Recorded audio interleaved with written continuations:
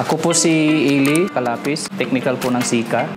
Mamak up ko po yung aming produkto na face type skin coat na ready to apply. Tawag naman sa kanya ay Blanco 103. So pagkabukas po natin siya sa balde, hindi na po tayo magkahalo.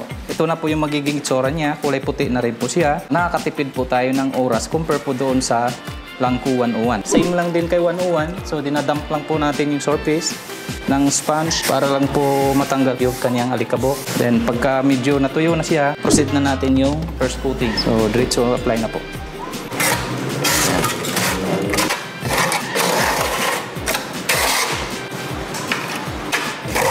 Tuyo na po yung ating yung first coating natin.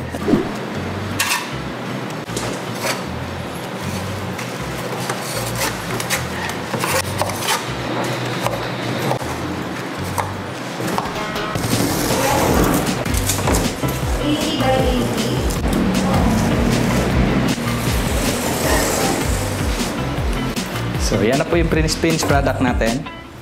Kaya po niya yung 0.3 hanggang 4 mm. So, same lang siya kay Blanco 101. So, kahit di na po natin siya lihain.